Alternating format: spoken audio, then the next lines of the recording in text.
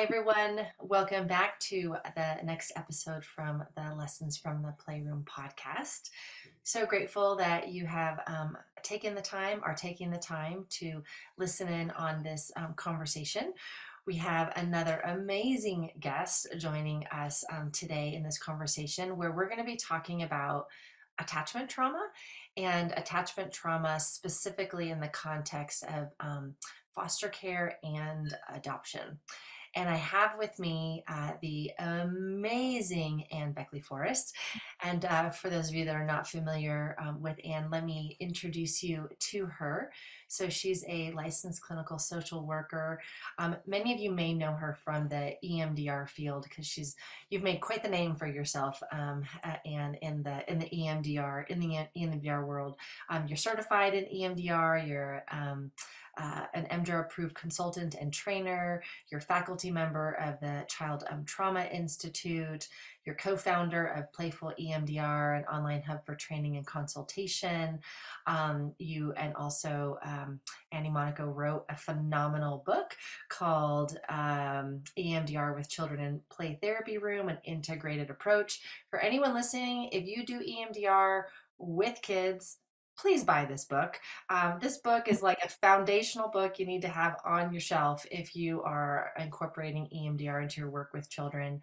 Her specialties are very much attachment and child and adolescent trauma, but you also work with adult survivors as well. So thank you so much for bringing you. I know this topic is really also personal and near and dear to your heart, and I'll ask you about that in a minute, but thank you for bringing yourself to this conversation as well as all of your expertise to this topic. Thanks, Ann. Well, I am always happy to hang out with you, Lisa. And by the way, in that book, Lisa wrote a great chapter on integrating synergetic play therapy, which a lot of us are a very big fan of, and integrating that with EMDR, which is a natural fit. So play therapy was my first love, and then EMDR came along later. But I'm interested in that dialogue and that integration. And there is really a huge wave of play therapists getting trained in EMDR right now, which is exciting. And I think holds a lot of promise for this topic, this population we're going to talk about, as well as a lot of other kids too. So beautiful. And for those of you that are not EMDR trained, we're gonna go into this topic in a way that doesn't require you to have EMDR training or background.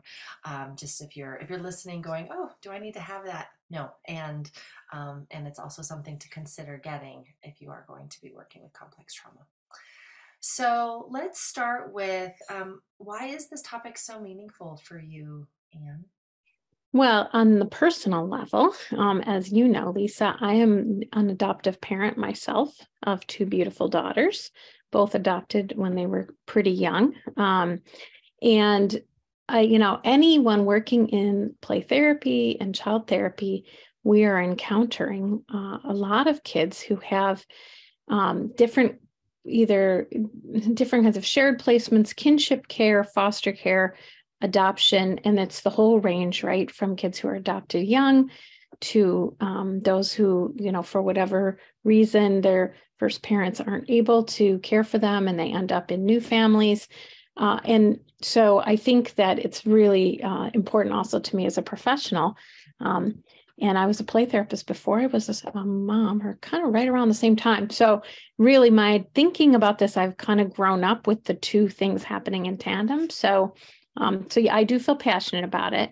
And I think there are a lot of issues that are different than if you are working with a family where everyone's been together from in utero onward. So I think, especially when we think about attachment, it's not like an on-off switch. There's complexity there. Yeah. So that makes it a good topic. So let's actually define attachment trauma, and then let's go into how do we begin to conceptualize working with families where adoption or foster care or is part of the system, right, that we're trying to support. But let's begin with, how do you define attachment trauma?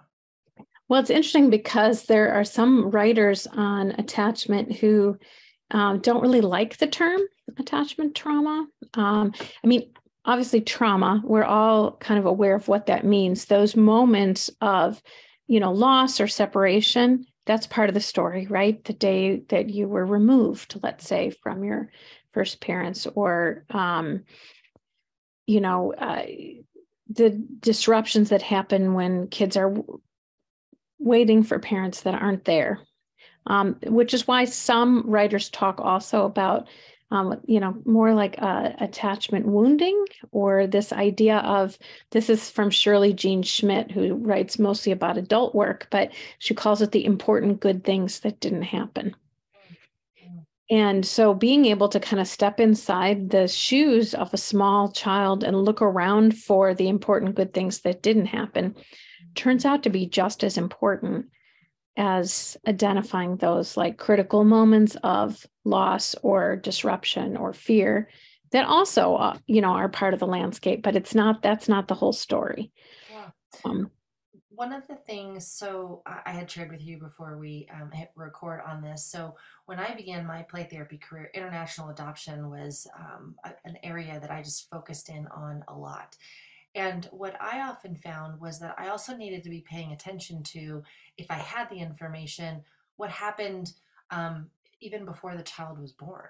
So even looking at any disruption, or if we want to use the language that you just shared, what was the quality of the pregnancy experience potentially mhm. also, right, for for the child. So would you put what happened in that window also in this category? Sure. Yeah. Well, and also the more we learn about our own neurobiology, which I know is an interest that you and I share, the more we understand the role of the parent from, the first moments of life as a kind of co-regulator of experience, on a neurotransmitter level, as well as, children are habituated to the sound of their parent's voice before they're born, all of that.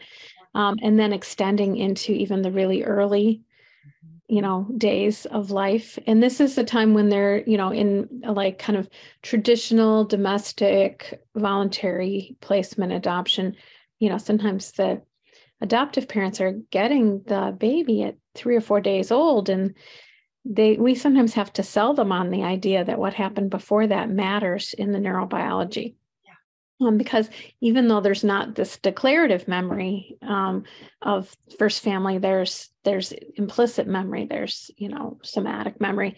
So a lot of times, in the adoption world, I think it helps that I'm an adoptive parent, as sometimes I'm able to lean on that a little bit in my effort to convince adoptive parents that this stuff's important, and that you don't get to kind of start the clock over on your neurobiology at the moment in which you're kind of chosen and adopted into a new family. So, obviously that's easier when kids are older and they have history. It's easier for everybody to be on board with that. I think infant adoption, sometimes people were even kind of hooked into that with this idea that the child would have no wounds or no grief and loss over their first family. And even when there's not, declarative memory, that doesn't mean that there's no loss. And certainly the neurobiology impact is there, even for kids who feel relatively secure in their attachment to their adoptive parents. So Yeah, we have absolutely. to honor that, make room for that, I think. Yeah.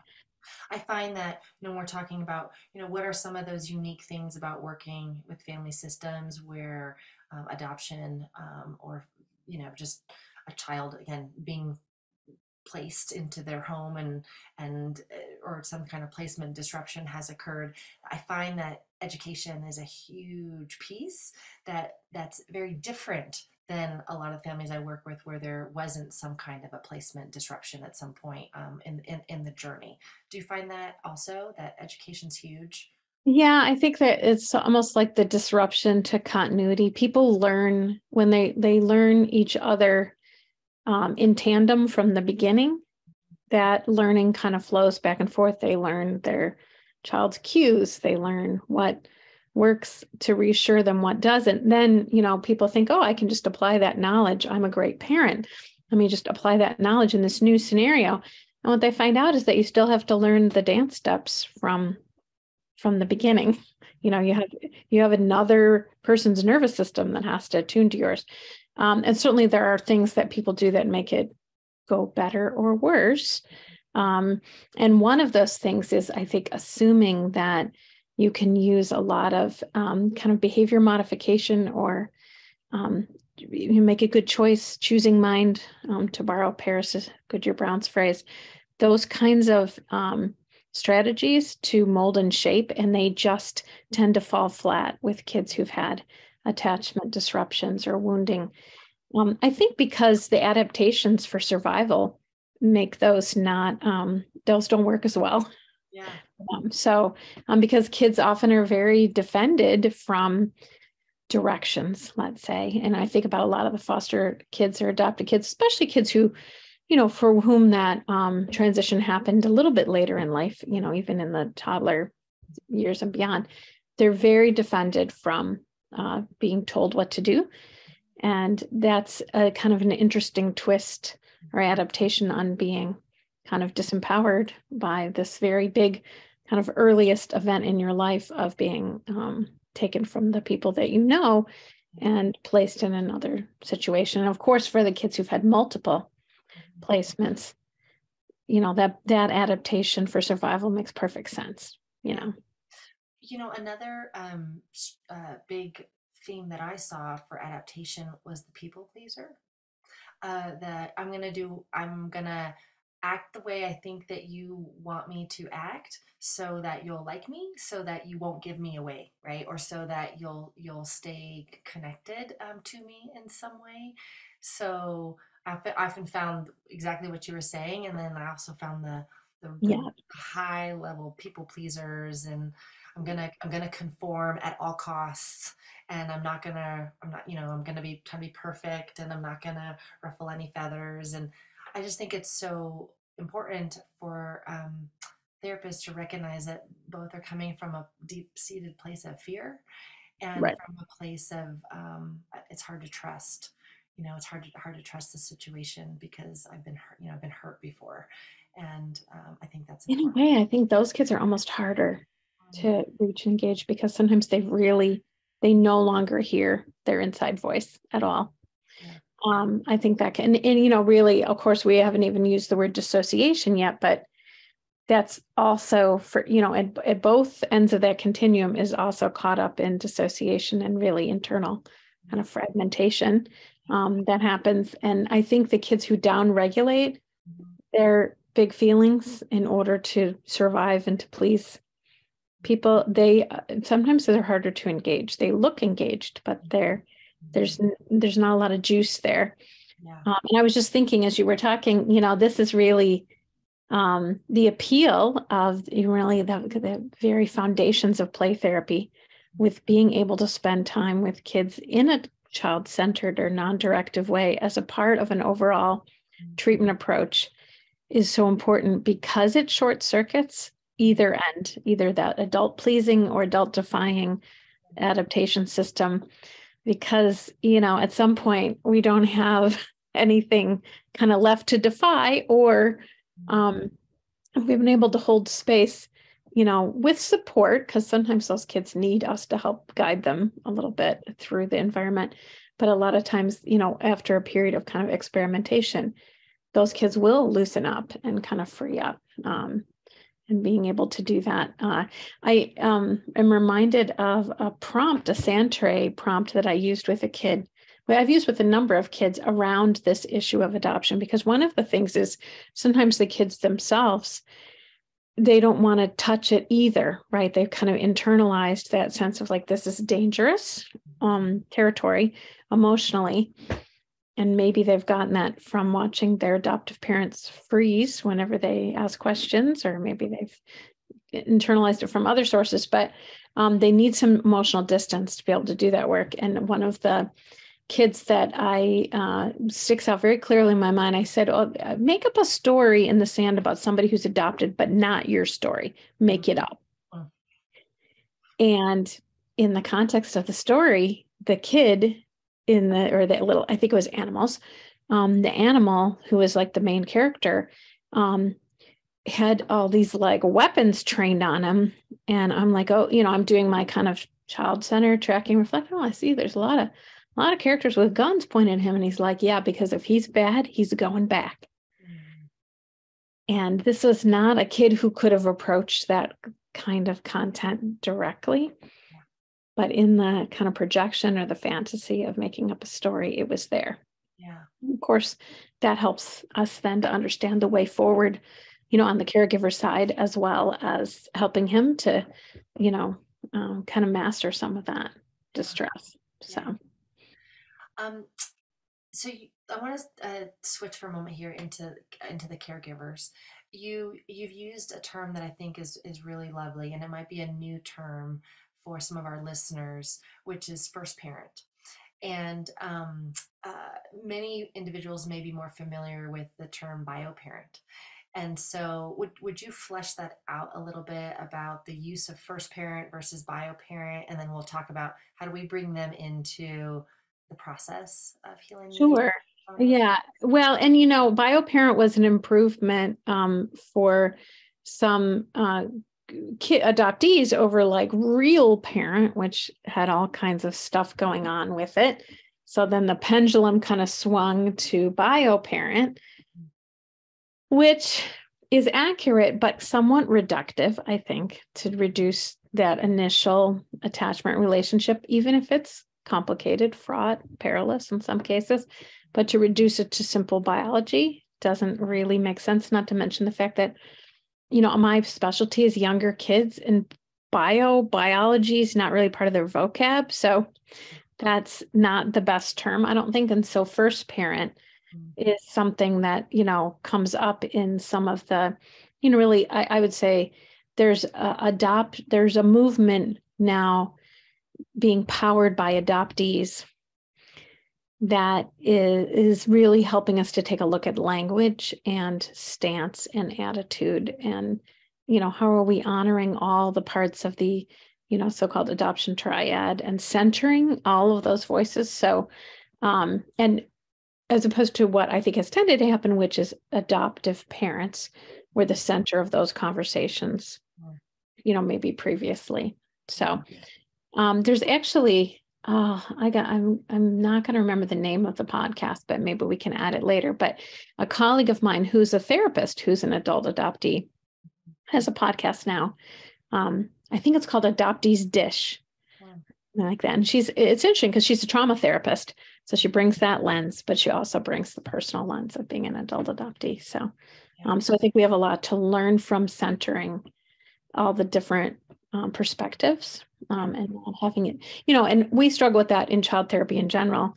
We struggle with not having the parents' reactivity be the source of treatment planning, but instead to kind of enter the system as like another attachment figure, even to the parents, which I think is what I try to see, that even some of the things that adoptive parents, sometimes we're wringing our hands because they don't seem to get it, or foster parents, but also see how, a lot of that is based in fear reactions too. So. And also their own sense of inadequacy, because there can be a helplessness feeling that can come up of, why am I not enough? Right. That came out. Why am I not enough? Why am I not able to help, this child? Or if there is an individual that has the fantasy, like you were saying, that everything should be fine the moment that they're with me now, right? So this child's with me now, and now I'm able to. So why aren't we okay now? Without recognizing that there was this whole history, right, that walked in the door, with this child, and I think that that's hard sometimes for adoptive parents and even foster parents to really reconcile that the child's walking in the door with a history, and it's a history that they weren't a part of, but it is impacting what's happening now in the current relationship. I think that's Yeah. I think that's a challenging one. I agree. Well, I realized this both also on the personal level that, we talk about like our own personal trauma histories, and of course, foster parents and adoptive parents, like all parents, also come with their own attachment wounds, their own trauma histories of different kinds. But when you take a child into your life to care for and love, you also acquire vicariously their trauma history in the same way that first, families or people who are raising their biological children. Anything that happens to my kid now goes on my trauma list too. Mhm. And that now includes the things that happened to my child before I knew them. Yeah. In the case of an adoption situation, that those things are now on my list of kind of traumatic things that are part of my nervous system, because I have images that go with them. I have beliefs about the world that go in with those. And, depending on how adept my own system is at holding trauma and threat, I may be having any number of reactions. And the most common one that I've seen is really a kind of freeze response on the part of the adoptive parent whenever the distress from earlier experiences is rising in the child. And, we know about, with kind of the polyvagal lens in the attachment relationship, a child who is witnessing a freeze response is often going to really disorganize their own neurobiology. Like they don't really know what that freeze response is. And without co-regulation, now I've just sort of intuitively learned that all of these thoughts and feelings are dangerous. Just from watching my adoptive parents, freak out. So, and that runs counter to, the literature, which I try to explain to adoptive parents, is really your child needs their own story. They need all the parts before adolescence. Even all the hardest parts. This work of approaching the big feelings, digesting them, and making them part of our kind of narrative coherence. We really we need that job done by 12 or 13, which is why play therapists are uniquely positioned to help families do it.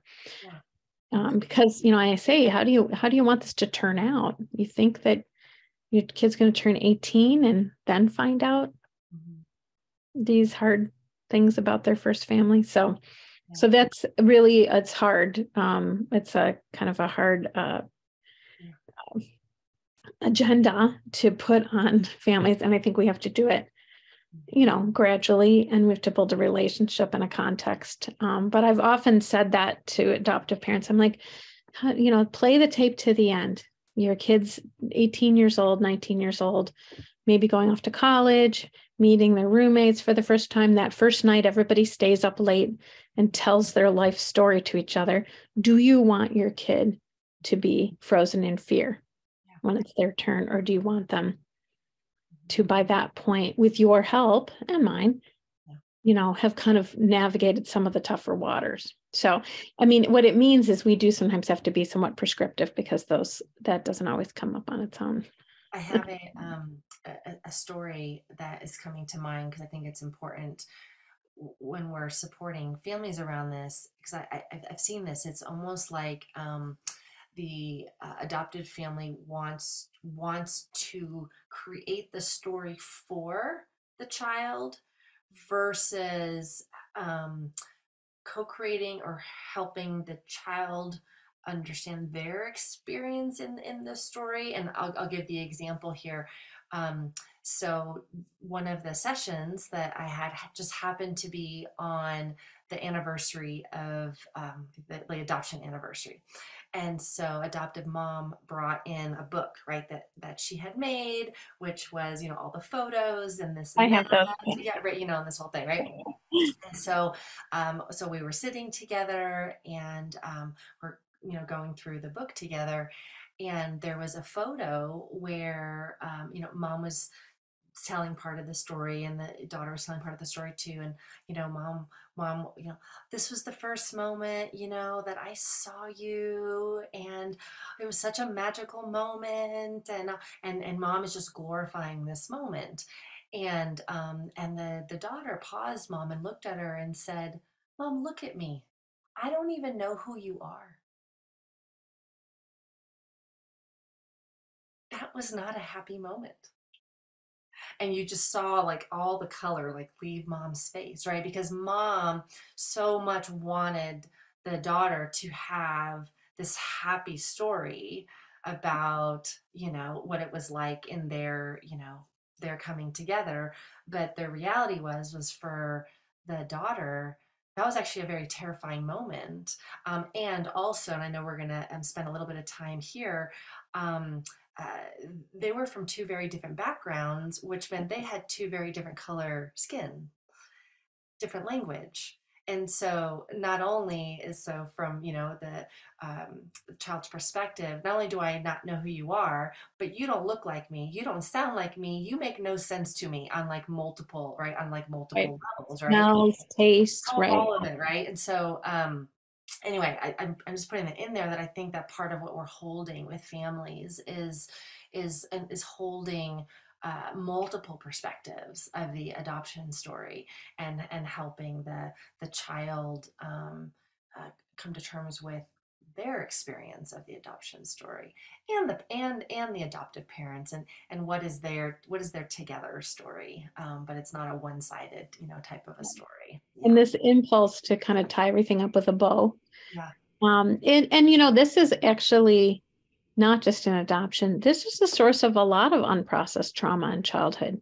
Mm. Is really comes from a desire to protect and to Mhm. protect kids from big feelings. But in that rush to protect them from hard feelings, we often um, leave them to have their big feelings by themselves Right. because they don't go away just because I say so. They Right? We don't. see They this over and don't. over again with like unresolved loss or all kinds of things that can happen in childhood when the adults around the child say, don't feel, don't cry, it's fine, it'll be great. Let's focus on the future. Da, da. We miss the chance to say, tell me what you're feeling. Yeah. You know, so that I think that's a perfect illustration of a lot of the issues that arise around. And it's not a one shot either. It's not only about the birth narrative, it's about kind of life in general. And you raise an important issue with regards to cultural and racial differences, and that's not just initially, right? It's not just about the child, oh, I have to get used to this new culture or this, the way my my adoptive parents look. But, also there's ongoing issues, especially in this culture where, race and the assumptions that people make about each other based on appearance and the kind of category activation that goes along with that, and microaggressions that often can accompany that. These are very real issues in the lives of a lot of our kid clients. And for adoptive parents or foster parents that are from a different culture or, maybe from majority culture, like a white culture, they don't have that kind of radar for that and they're missing a lot of it. Yeah. Or if it's coming up, they're trying to like tie it up with a bow and sweep it away. Like they don't really want to think that it's possible that this life that they've built for their child includes a fair amount of racial discrimination or race-based teasing. Yeah. And that's painful, but I always say it's painful, but it's worse for your kid. So who's a grown-up, let's get you to, because I do think people adopt because they want to be good parents. It's not an accidental choice. But then, what are the tools? And sometimes that has probably that, along with the whole, like, let's hold space for the loss side of the birth story and the adoption story. The other big challenge is let's also hold space for what's going on, and not even hold space, but lean into the tools that your child needs for survival in the culture. And that's often very challenging work. So let's move the conversation into repair. We've talked about a lot of the different possible dynamics that can come up that we may need to be paying attention to and address. But what does repair of attachment trauma look like? What can it look like? There's this term mentalization in, a lot of kind of attachment literature. And this is from the eyes of a play therapist. This is a very interesting word. So it's this idea that, can especially the parent, hold the child's mind in mind, see things through their eyes. Be careful with attributing things, be more nuanced in that and more experimental. And then you think about the play therapy space is kind of a perfect space to explore some of that. And so I actually think about kind of leaning away from content-based therapy, where we're having these kind of like intellectual conversations or problem solving, which is a lot of times what ends up happening when parents are in the room. Even for people who use a lot of play therapeutically, when parents are in the room, it often devolves into a kind of like problem solving or, family mediation kind of experience. And especially if you want to target the attachment repair, those don't tend to go very well. Like they have a nice conversation in your office and they go home and recreate the same patterns, So I think of it more as like, can I give them some experiments in the form of play to do together? And then, tracking, reflecting, use noticing, use support, some maybe directives or prompts, but to kind of facilitate that mentalization. So especially the parent being able to notice like what the child enjoys and what they don't, and pick up on the subtler cues. There's lots of, play therapy models that try to do that. I'm thinking about like TheraPlay or, different kinds of developmental play approaches. I went to a great Adlerian workshop with Terry Kottman. It was all about these big games families could play. I still use a lot of those.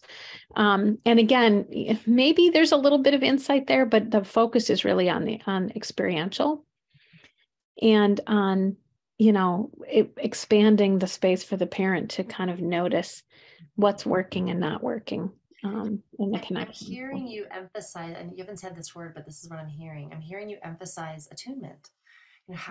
How do we create a play experience that isn't about a cognitive process and more about helping the parent learn how to attune and notice the child, get curious about the child, pick up on the child's nonverbal cues, all of that kind of stuff, which, as we know, is part of the part of what's necessary for secure attachment, right? To be able to engage in contingent communication. So am I hearing you correctly? Absolutely.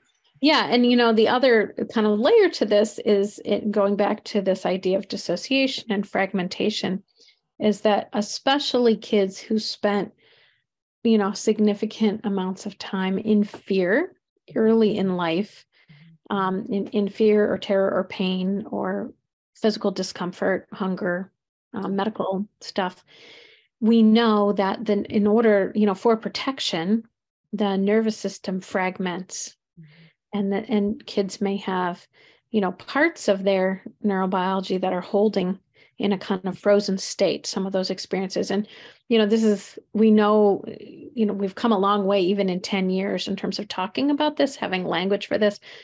People talk about parts work, all kinds of different ways. There's different flavors for that, but it all is basically describing the same phenomena and how to respond. And so that's the other piece of the education for the parent and the kid, is like, oh, we have parts. And sometimes when we, feel threatened or triggered, a part might kind of take over, and that part might be more angry, more aggressive. But still that's part of your child that needs love and understanding and attunement just as much as the ones that you find easy to be around. And I'm working someone could even argue maybe even a little bit more, right? But that's not what happens. What happens is they get, that part's experience of the parent is often rigidity or escalation, increased threat rather than decreased. So I'm actually working with a wonderful family right now. And this is an international adoption kind of later in life. And the mom has had to do a ton of work to retool her entire approach to discipline from the way she was raised, which was pretty old school, cause and effect, choices and consequences. And it's been really moving to see how she's kind of, gradually leaned into that. We've done a lot of, the kid is very creative, very imaginative. We've done a lot of puppet play around his parts, the different parts of him, the baby part that wants to be loved, and the, part that's going to stick up for him the way he had to in the orphanage, the way he still has to when he gets teased and picked on at school. And then, because he would escalate to the point of some dangerous behavior, pulling a kitchen knife or, those kinds of things. And she has learned to respond in those moments with, I love all your parts, even the angry ones. And that one sentence, I think, has been a game changer for them. Because really some of the more extreme behaviors are really gone. And I think he's not as fragmented because, and she told me recently, kind of a funny story that, they were in it over something. I don't remember the context, but she says, you know what I'm going to say? And he's going to be like, yeah, I know you love all my parts, but he didn't pull the kitchen knife, right? Like that's more a kind of defiance that's in the realm of normal development, right? So it's been, the kind of, it's not just about attunement with the behavior, when your child is like, oh, gazing into your eyes, but we're talking also about attunement in times of extremity. And this idea of like all these parts, none of them are bad. They all were created for a reason to manage something unmanageable. That is an idea that I think parents can get on board with. Will you say a couple pieces around when the family is in contact with the first parent? Yes. And where, how, when do we actually go back to the original attachment wound? Yes. Well, and that's a really, especially because of doing kind of trauma narrative work. That's something that I think sometimes as therapists, we've been pretty quick to just sign on for whatever the adult bringing the child wants. and don't understand that we also have a role as an attachment figure to kind of open up the thinking and say, is there a way in which this, a relationship with this child's first parents could be difficult in the moment, but taking the long view, help them to digest and heal ultimately, because pretending that big feelings do not exist is not really going to work. It hasn't worked. And especially if we look at lifespan, maybe it works right now. You get a little peace and harmony right now. You don't have to deal with your child's big feelings around visits, let's say. But we also know that a lot of adoptees in young adulthood have a lot of emotional struggles based on their kind of unresolved attachment wounds. And then they turn 18 and now the choices are all up to them. And it's, they're not ready to launch into their own lives because there's still so much unfinished business. And that's the whole idea of, doing as much of this work as we can before adolescence, because in adolescence, the focus developmentally should really shift towards, the young person kind of centering themselves on their own life goals and their own, aspirations. But if you have all this unfinished business, that's going to be harder. So I say, if you have, can make access safe, then your child probably has a right to it. Now, I have seen adoptive parents lean too hard on that and force contact on kids who don't want it. So, obviously attunement is still in play here, but I think instead of the default position was always like, well, if my child ever asked me about anything, I would answer. Instead being like, let me assume that there is work to be done here and facilitate openings for that kind of processing, because it probably will help the child, be in better shape for adolescence. So I do things like, narratives with kids asking the parents to dig deeper into the information that they do have. There's some really interesting work. You and I were chatting right before we got on about in the EMDR world, because, trauma processing is such a big thing. There's a woman in Australia Ariana Struick, who's written a book called Waking the Sleeping Dogs. And it's all about the traumas that no one wants to talk about, usually having to do with first families, because they're afraid it'll destabilize the kid. But that if we can find some ways to do that, and she's even done some really creative things. She has a good website, has a lot of free stuff on it, so people should check it out. But, like sending postcards, using caseworkers or courts or whatever to send postcards to first parents that just have a simple message. Can you write one sentence giving the child you gave birth to permission to heal? Yeah. And then they get the postcard back, and that becomes something they can use in processing. So, right? Isn't that kind of chills? Like even that tenuous little tie. So, so I just think the creativity of that, and of course, there's many scenarios in which, foster parents and first parents and caseworkers, there's a lot of triangulation going on. There's not, there's competition in that relationship, and to try to center the child's point of view in all of that. And this kid really has a right to some kind of healthy, safe contact that makes sense whenever possible.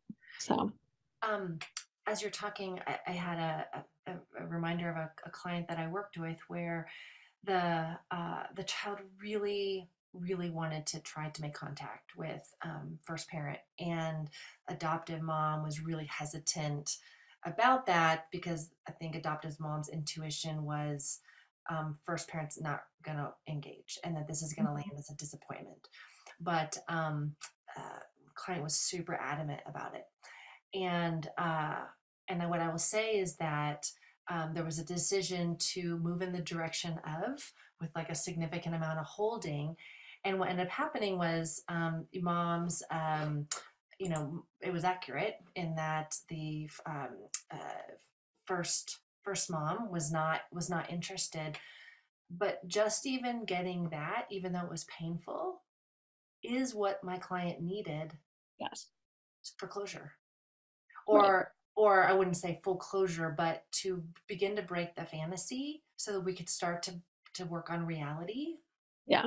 And if you think about it, there's heal the narrative. Right? Huge feelings that have to do with that the child's dealing with alone. Exactly. And by leaning into it together with support, then, especially at a stage developmentally where the child's still able to receive that support. Yeah. This is why, taking the full life view and thinking like, how do you want this to go?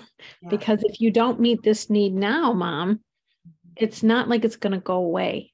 Exactly. It's just going to continue to, perhaps derail the kind of connection that she needed with her current caregiver, right? So, exactly. Yeah. Well, and this has just been so amazing, and I feel like this could be like a 6-hour conversation because of the complexies, and it's such an important conversation. For individuals that want to learn more about you, your work, where can they find you? So I have my own website for consultation and play therapy training, which is annbeckleyforest.com. But then I have a joint website with Annie Monaco called Playful EMDR, which is really, as you were kind of saying up top, it's really kind of a hub for play therapists who also want to get trained or who are trained in the EMDR protocol as one of the ways we can kind of complement and supplement our play therapy strategies for trauma work. And I would love for people to connect. And actually, because these topics, attachment, dissociation, complex trauma, wounds are so complicated, Annie and our trainings around this keep getting longer.